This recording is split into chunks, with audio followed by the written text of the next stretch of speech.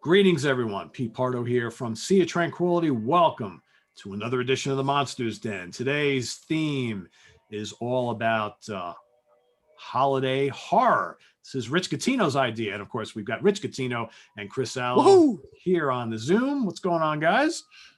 Evening, guys. How you doing, fellas? Chilly 20-degree night. Hell yeah. Hell yeah. The wife and I just they just opened a BJ's in my town last week. And we decided to go after work. And all I was wearing was like a hoodie. And I froze my ass off in the parking lot. I was like, this jacket is not heavy enough for this weather. Nope.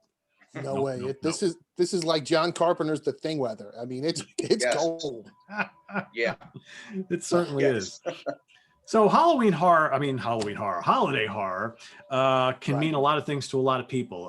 The film could have been about a specific holiday, and the kind of all the nasty things that happen in the film have to do with the holiday, or it could be just a horror film that happened to take place on a holiday, or the title has to do with a holiday, or maybe the title has nothing to do with the holiday, but the holiday's happening in the background, whatever.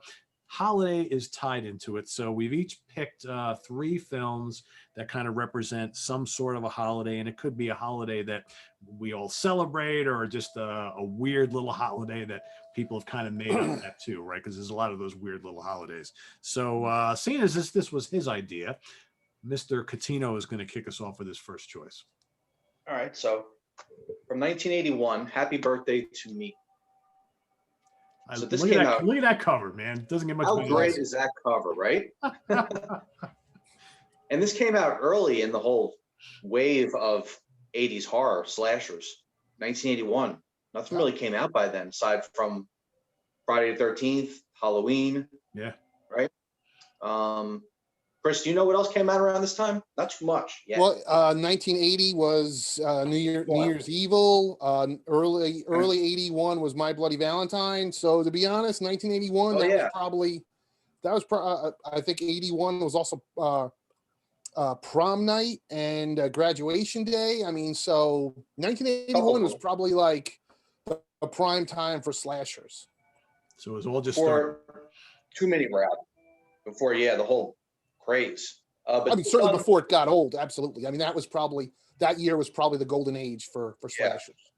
And this was done by the producers of My Bloody Valentine also. Right. So this story is about a girl who's having a birthday, obviously. And the star is Melissa Sue Anderson from Little House on the Prairie. Oh. And it's about her going to high school, and all these murders start happening at the school. But nobody knows why. Nobody knows who the murderer is. But throughout the story, she's having these flashbacks to her surgery that she had when she was younger, a couple of years prior to this. We don't really know why. They say it's some kind of, she was like almost like a guinea pig for the surgery. So she had some kind of brain issues or something. So throughout the story, she's having flashbacks and she's remembering the surgery she had. She's also mourning the death of her mother. So as these flashbacks are happening, then the body count starts happening throughout the story as well. So there's kind of like 2 plots going at the same time. But by the end, actually, no, about halfway through, you actually find out who the killer is, and they don't try and hide it. It's an interesting approach that they did this plot. So she's the star, one of the stars. The people start dying. You find out who the killer is. But when you get to the end, I don't know if you guys remember this, there's actually a twist inside of a twist inside of a twist. Yeah, I was going to say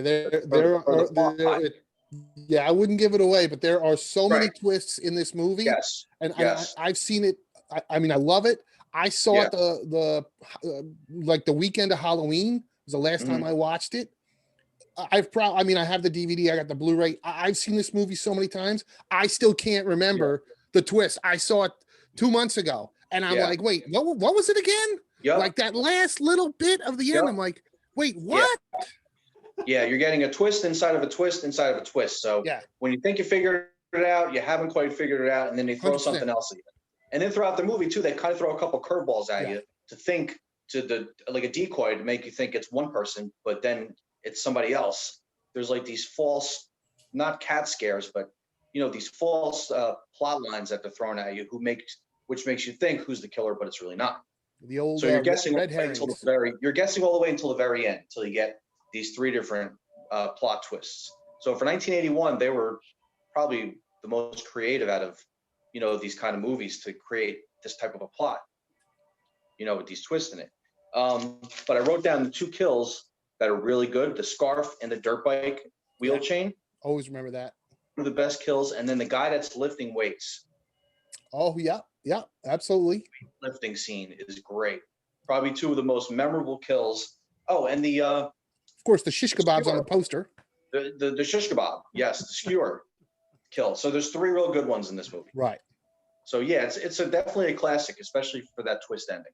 Keeps you guessing. It's a good one. It really is. Yep. It holds up. Definitely. Yep. Cool. So that's my first one. All right, Chris, what do you got next? Mine, I just watched the Blu-ray and I left it in the garage. I was running around. I'm like, screw it. I'm not going back out there. So I'll just hold my hand up. Too cold. No. It's too damn cold. I picked New Year's Evil, which was released in December 1980. I think it was December 19th. And I definitely remember when this movie came out. I didn't see it for many years, but it was always kind of foggy. And 2 years ago on New Year's Eve, me and my buddy Sean watched it. But I ate a big bowl of macaroni and meatballs and had a couple beers because it was New Year's. So I slept through most of it. So when I watched it the other day, I was like, oh man, this movie was way worse than I remember. Like I thought it was so much better. Like it's kind of crappy. A long story short, Roz Kelly, who played Pinky Tuscadero on Happy Days, if anybody's old like the 3 of us and remembers that was Fonzie's hot semi girlfriend that used to ride a motorcycle. She plays an MTV VJ, and she's got this like weird, creepy teenage son, and she gets these phone calls from some killer, and we don't see his face, but we can hear his voice because he's using some kind of processor that he's talking to, which kind of reminds me of the voice from New York Ripper. Although this guy doesn't quack like a duck in New York Ripper, and he's like, "I'm gonna kill somebody," when the ball drops, and so he wants to do that for each time zone. And in the beginning of the movie, I'm like, "Wait, so there's only 4 kills?" Thankfully, there's a bunch of other kills in the movie, and he records the kills on a little audio cassette, and then plays them back to her after he kills them. And there is a twist, which I'm not going to reveal. And I was like, I thought it kind of sucked because I'm like, yeah, that's the killer. Well, where's the explanation for why? But it's okay. If you like, listen, I like bad, cheesy, early 80s slashers. I still enjoyed it. But it's not as good as, Prom Night or Happy Birthday Bloody Valentine. Right. It's not as good as a lot of the other, classic early 80s slashers, but it's still fun. You could do a lot worse. The tagline, I'm looking at the poster: "Don't dare make New Year's resolutions unless you plan to live." That's a long one. Yeah, it's a long one. Yeah. I haven't seen that. Yeah, it's okay. Yeah, I can't say it holds up like Happy Birthday to Me or some of these other ones we've named. But it's okay. It's certainly watchable. The Blu-ray looks really good, probably better than it ever looked before. And there's a bunch of extras, probably too many extras, because after a little bit I was like, all right, this is more than I need to know about this movie. Not that noteworthy, right? Definitely an underground classic. Exactly. People, I guess.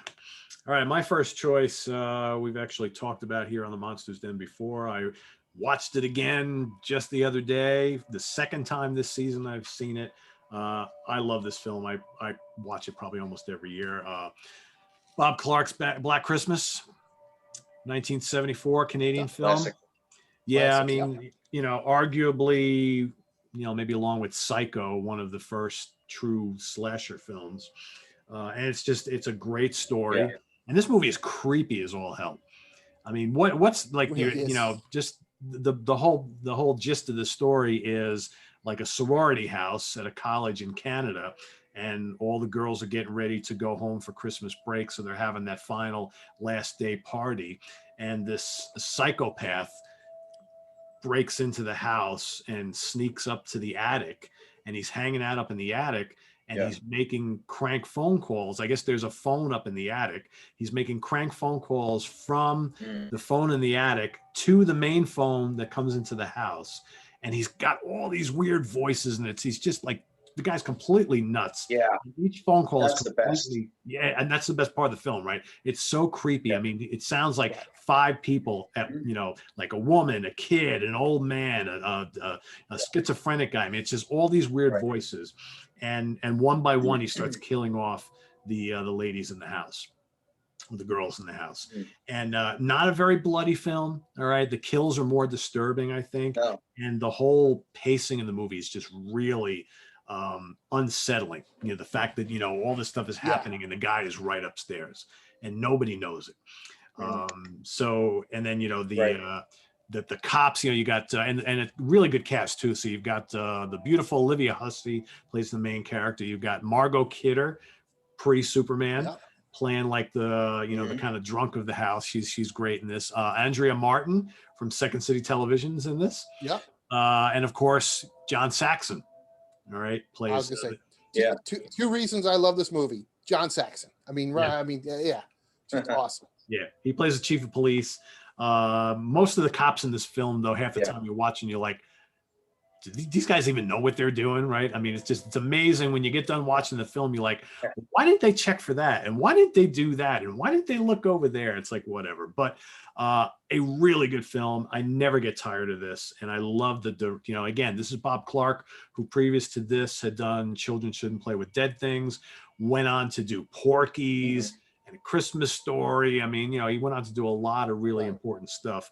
But this is, for my money, one of the most important slasher films of all time. And I will say this Scream Factory Blu-ray, really good.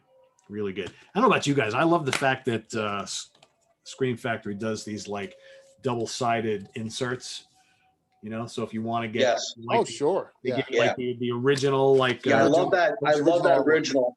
The original art's better. I love that one with the wreath. And the body in the chair. That's a great one. Great cover. 2 options. I haven't turned it around. A lot of these I have turned around because they'll usually give you like the one that they send it to you in is like the more modern remake of it, and then they'll give you the original as an alternative, so you can kind of turn them around stuff. This is pretty cool though too. I think they're both really good. But there's something. Not bad. Great. That one, if I remember right too, Black Christmas also went out, and I don't know which title was first, but it also went out under the title Silent Night, Evil Night. And they used the same artwork with the chair and the wreath and the girl with the bag on her head. Yeah. And there's also Silent Night, Bloody Night, if I'm correct. Yes, correct. That's also that too, with Mary Warnoff. Yep. That's more low budget, really underground, that movie. That's really low budget. I've tried to watch that one. I think I fell asleep on it like 3 times. I never made it through. Yeah. I have a bad print of that one. Yeah. And this predated Halloween by 4 years. So 4 years before Carter. Yeah, we ran a 35 millimeter print of that at Hudson Horror and went over great. It never gets old. Never gets. Well, it's a good lead in for my next choice. Nice. Silent Night, Deadly Night. Probably my favorite poster of the 80s, I think. Yeah, this is really cool with the Santa going down the chimney with the axe. I love this. I actually, in my house, I have a couple of poster collages that I made, framed on walls, and this is one of them that I put inside of it. Nice. Like I do 3 or 4 or 5, and I, trim them and cut them up and stuff, and I put them in like a collage kind of thing. And they're like blood splattered and things like that. It's really sharp, and this looks really cool inside of there. Something about Santa with an axe. And a great tagline too. Yep. Right. And the great tagline too. You've made it through Halloween. Now try and survive Christmas. It's one of the best. Good luck. Tagline. So this one, when I rewatched it again, when it starts, I was like, man, this is so unpleasant. It's like Last House and Spit on Your Grave. Like, how those movies are just not enjoyable horror movies because they're just so real. Yeah. The way they directed it and the plot. this has that same feel. So when this starts off, it's the family that are going to see the grandfather in the home, who's a little crazy. And he actually scares his grandson into believing that if you're naughty, Santa's he's going to punish you. And then if you're nice, he's going to bring you presents. So when they're leaving the home, there's a Santa Claus dressed up and he's stranded on the street, car broke down, and the family stops to try and help him. And he has a gun. He ends up shooting the father, kills the father, rips open the mother's shirt. If you remember that, almost like that mom is hot, and she is so obviously not from the 60s. She's totally from the 80s. Yeah. But it's just a disturbing way to open the movie, I thought. So he rips open her shirt like he's going to rape her, and he ends up cutting her throat. And the little boy that's in the car, who was scared by the grandfather, runs off. So he survives. So a few years later, he's in an orphanage that's run by nuns. And the lead nun, Mother, what's her name? Oh my God, I just watched it. Mother Superior. She's awesome. She's rough. She's rough on him. She's just rough. So she doesn't make anything better for him. She tries to make him repress the memories of what he saw. Even when Santa Claus comes to the orphanage, he knocks him out when they try and put him on his lap. So he's not having any of it. So then afterwards, you fast forward a couple more years, he's a little bit older. He's like in his late teens, early 20s, and he's working at a supermarket or some kind of a store, whatever it is, convenience store. And when he's there, he gets more flashbacks as he sees things from the Christmas season in the store. And his boss asks him to dress up as Santa Claus and let the kids sit on his lap and tell him what they want for Christmas. So at that point, all these memories and everything he has is what makes him snap. And going forward, the rest of the plot is this guy who actually starts killing people because of all these memories that he has of when his family was murdered. So it's a sad horror movie. It's a very real feeling. That's why I compare it to Last House and Spit on Your Grave. But it's got some great. It's not fun. It's not. It's very serious. Yeah. And the kid, you feel bad for the kid. He's being, just this whole thing about punishment. Everything is punishment. The nun's just driving that into his head. So you can tell why he snaps when he gets older. Yeah. But there's two great. There's like three of them that are awful. I think there's actually more than that. Oh, I thought there was 5. I have to look it up because Mickey Rooney actually is in one of the last ones. There's 5 of them, 4 sequels. Wow. And the second one reuses like 70% of the running time of Silent Night, Deadly Night Part 2 is just footage reused from the first one. But I love you guys. I gotta completely disagree. To me, this movie is not dark and depressing at all, like Maniac or Last House on the Left. To me, this movie is hysterical because it's so goofy and schlocky. And part of it might be, if you guys have never seen this with an audience, you need to see it with an audience. Really? I wanted to see this movie so bad in 1983, but it wasn't playing anywhere. I didn't know as a kid. They only made like 25 prints of it. And then they pulled it from theaters because it was very controversial. Like about 15 years ago, I bought my own 35 millimeter film print of the movie. Yeah, I got the DVD. Yeah, I got the Blu-ray. But I also it says uncut and uncensored, so they got a couple scenes that they put back in there too. And when we played it in front of a live audience, howling with laughter. I mean, I did not find it amusing at all. That grandpa, when he's like, Christmas Eve is the scariest damn night of the year. Yeah, I mean, it is so funny. Maybe that moment that gets raped. She's like a stripper. She's totally not from the 60s. Every time he kills somebody, he walks around with the axe and he's like naughty. That Mother Superior, naughty. She cracks me up. So yeah, I love it. I don't think it's dark like Last House on the Left is fairly dark, or Maniac. Yeah. This to me, this is fun, like Friday the 13th or. I don't get that tone at all, actually. Like I said, see it with an audience. Yeah. If we get things running again, I will run it again off film, and trust me, you will laugh because it's 2 great kills though. the topless girl and the deer antlers. Yeah, that's Linnea Quigley. Awesome. From Return of the Awesome. Living Dead, And then yeah, the sled decapitation. Oh, it's that, with the axe. Classic. Yeah. Classic Stuff. I mean, Yeah. I love that movie. Yeah. Hell, like I said, I bought the print, so I love Obviously you do. it. And that movie, But do you have multiple versions is the question. on print, no, it was only released, one print, one version on 35 millimeter film. That Like was that? the version that went out to theaters. Yeah, I Uncut, got the DVD uncensored? and the Blu-ray, Yeah. but yeah, there was only one version put in theaters, and so that's the version that I own.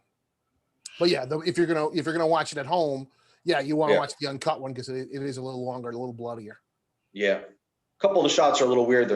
The inserted scenes are a little darker. That you could tell that they put them back in again. Yep. It happens. Yeah. But yeah, I love that flick. All right, Chris, back to you. That movie, as far as a Christmas slasher, is 10 times better than this movie, Christmas Evil. I remember the title, but I don't remember the movie. Which is it's fun. I mean, it also came out in the States as You Better Watch Out, and I think in foreign markets maybe it was called Terror in Toyland. Certainly the best title is Christmas Evil. Yeah, Terror in Toyland is terrible. Yeah. Yeah. I mean, it's not nearly as good as Silent Night, Deadly Night. It's got though a very similar opening. Well, similar in that, okay, it's not a rape and a murder, but this little kid sees his mom getting groped by Santa Claus. And he doesn't realize that's his dad dressed up as Santa Claus, and mom and dad are getting a little frisky, but it kind of warps his mind on Santa Claus.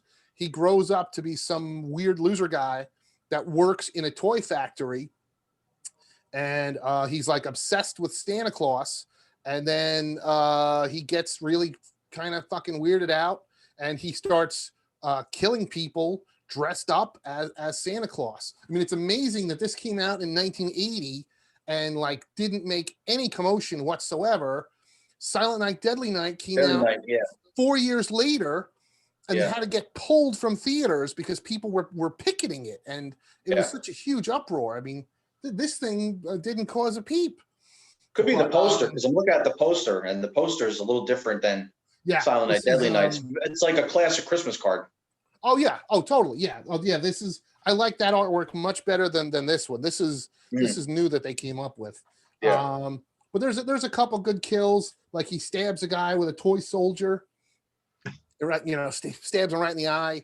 Then there's another guy, and he suffocates him to death with a bag of bag of toys. So they do a couple kills to tie it in with Christmas. It's okay. Again, if you like, listen, I'll take a crappy slasher from 1980 over a crappy slasher from 2020 any day. Yeah. But it's fun, but it's not great. But I hate the ending. I'm not going to give it away, but the ending totally sucks. It's like, oh, they didn't know how to end the movie, so they did this one thing, which is so stupid, but not bad. And if you're going to get it, the Blu-ray's really good. It's got a ton of extras, probably way more than you need. And they did a 4K transfer for this, of course, downgraded to Blu-ray, but it's definitely good. Yeah, this is from I believe it's Vinegar Syndrome that did this. So yeah, Christmas Evil. That's my interesting that and Silent Night, Deadly Night came out almost within a year or two. Well, no, because this was 1980, and Silent Night, Deadly Night was 1984. It was. Yeah. Oh, I'm thinking. Because I was thinking of Happy Birthday to Me. I'm sorry. Yeah. No, Happy Birthday to Me was 81. I forgot that predates this. Okay. But yeah, it's crappy, but have you ever seen it, Pete? I have never seen it. Okay, it's probably worth a watch, right? Worth a watch for sure. Worth a watch. All right, well, I'm going to stay in Christmas. This film doesn't have anything to do with Christmas in the title, but the whole film takes place on, I think it's Christmas Eve or Christmas season anyway. It's probably one of the biggest horror comedies of all time, directed by Joe Dante, Gremlins. Oh, sure. Just picked this up on 4K. Looks and sounds spectacular. Steven Spielberg production. It's amazing. I've rewatched a bunch of Joe Dante films recently. I saw Piranha the other day. Watched this the other day. I also watched The Howling a couple weeks ago. Again, it's funny how we had a lot of the same kind of actors and actresses popping up in a lot of these films.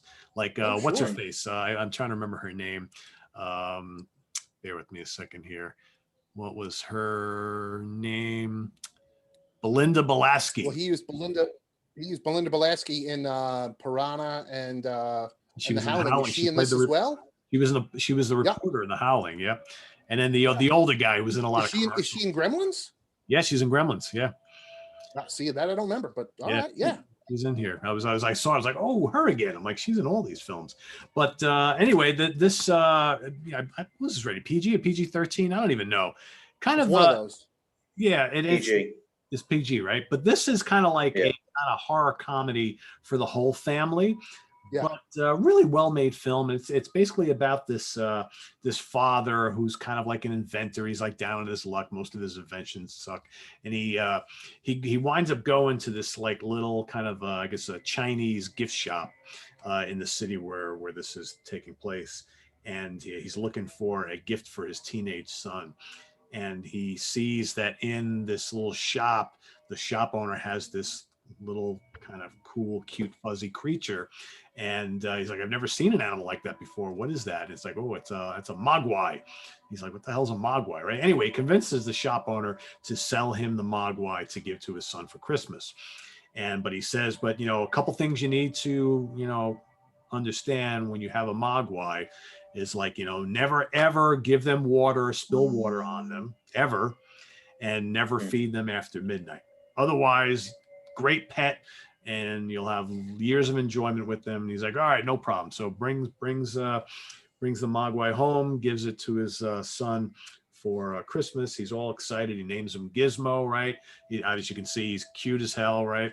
But of course, like within like the first day, one of the kids' friends comes over, who is none other than Corey Feldman, right? And within like 5 minutes, Corey spills his glass of water on the mogwai, right? All of a sudden, the mogwai starts freaking out. Little bubbles start, developing on his back, and out shoots these little balls of fur, which then become other little mogwai. And they start to grow really quickly, and they're like the same size as Gizmo, but they're a little bit different. They're a little kind of standoffish, a little aggressive. They stick to themselves. And these little cute creatures, they kind of talk a little bit. They say like little ones like parrots. They parrot like what they hear. And then of course they're pretty smart. So they somehow trick the kid, I forget his name in the film, to feed them after midnight. So they basically unplug his alarm clock. And so they're like, we're hungry. So he goes down and gets him a whole bowl of chicken, and again, like who leaves like an entire bowl of chicken uncovered fridge, right? And so he goes and gives him the whole plate of chicken, doesn't even ask his mom, just the whole plate of chicken. And then of course they eat the whole thing. And his clock says 11:30. So he's like, oh, 11:30, we should be okay, right? So there was like, I think 5 of them at the time. And then the next morning, there's all these weird, like little alien pods all around his bedroom. He's like, what the hell happened overnight, right? So obviously he's like, but I don't know what happened. I didn't feed them after midnight. He looks over at his clock, and it still says 11:30, and he sees the cord is all like ripped up. So obviously they're pretty smart. They got him to do what they wanted him to do. And of course, these little pods hatch. They become these like demonic little creatures led by one of them, whose name is Spike, and he's got like a white mohawk. And they go and they wreak all sorts of havoc. They get into this great battle in the kitchen with the kid's mom, right? She throws one of them into a microwave and hits one of them with a knife. I mean, really all sorts of craziness happens. But the one gets out, sneaks off to the local school, and what does he do? Jumps into the pool. Yeah. So from there, you can imagine what happens next. We got crazy mogwai all over this town, just absolutely wreaking havoc. And then they got to figure out a way how to, get rid of this plague of the killer mogwais. So meanwhile, but you got Gizmo, the original one, who is still himself. And he's like the cute little one throughout the whole movie, coming to the rescue.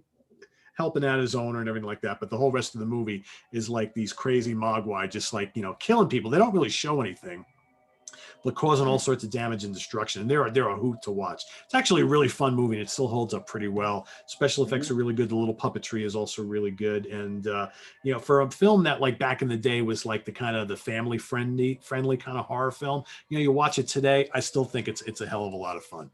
Hell of a lot of fun. And really good good directing on this. Really good acting. The cast is great. Just a really well-rounded film that's actually pretty funny as well. Yeah, that's a good one. I saw it a couple months ago. It still holds up. I remember seeing it in the theater in '84. I did not want to go because I thought it was going to be like E.T. Yeah. You know, I thought. I mean, there was no internet back then. You didn't know everything about a movie like you do now. You didn't see the trailer 99 times. So I went thinking, you know, it was a friend's family that took me, and I thought I was going to hate it because I thought it was going to be like E.T. And I was like, holy crap, it's a monster movie.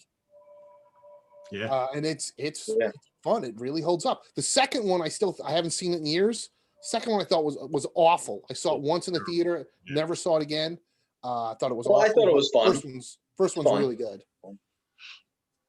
Yeah, the first time I ever saw it was 1984. It was my first day at college. So literally the day like my parents dropped me off at school. You went to the movies. Packed all my shit into the dorm room. They left. I got together with a couple of guys that I met during orientation. We went into town. We bought some beers. We came back, slugged a couple beers, walked back into town, and went to go see Gremlins.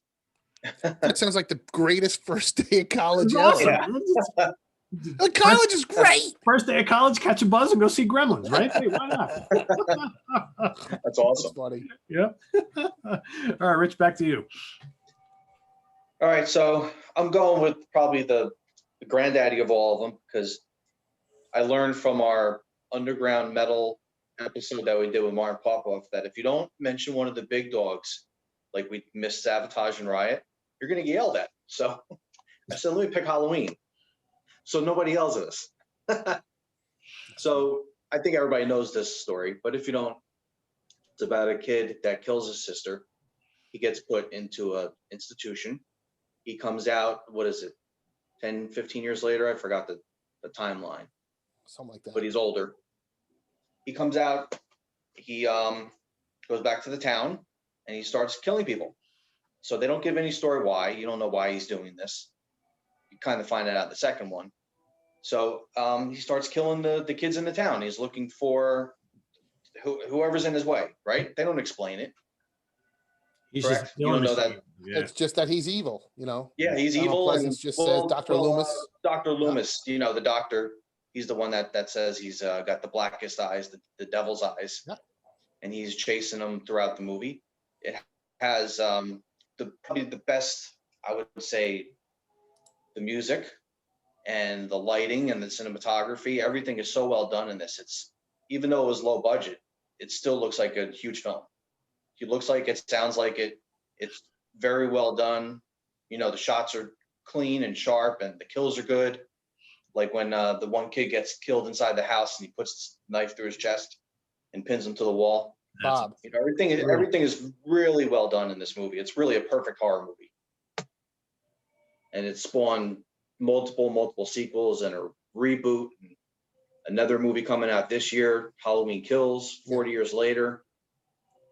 So yeah, this is the granddaddy of them all. So I had to throw that one in there.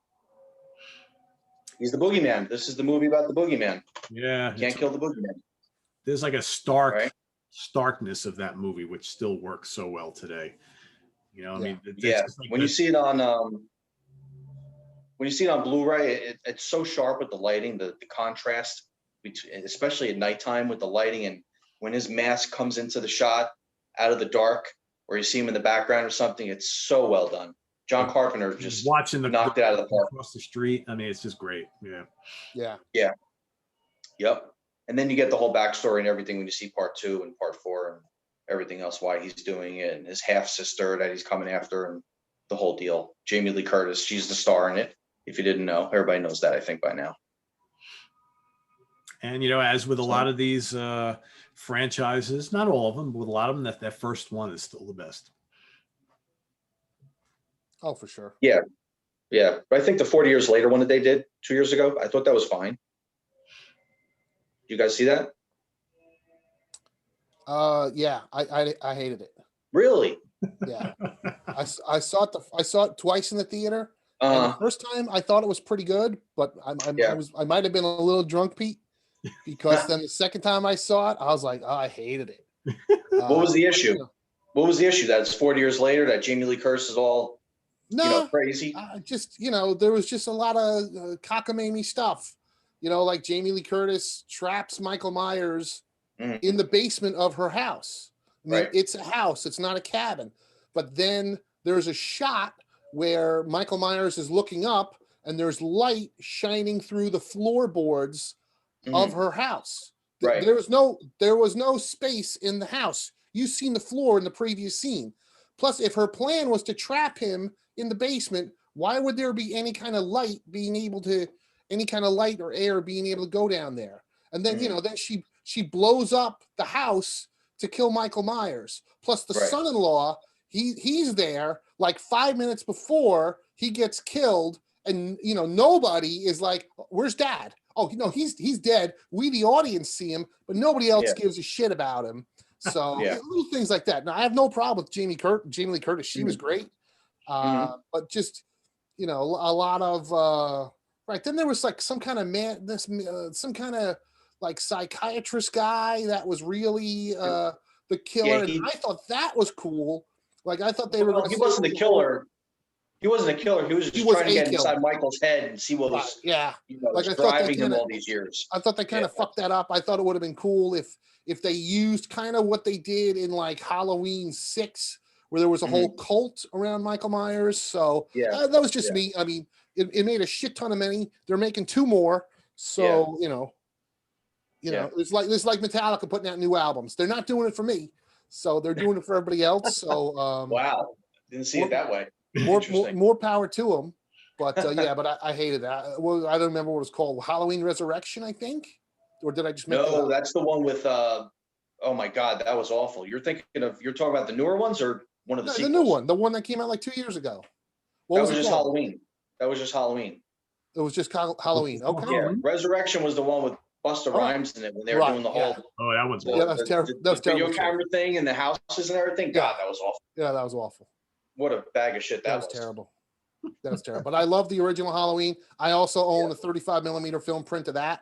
It's my all-time favorite slasher, and we've run it in front of an audience, and it's pretty. Halloween 2 is pretty damn good.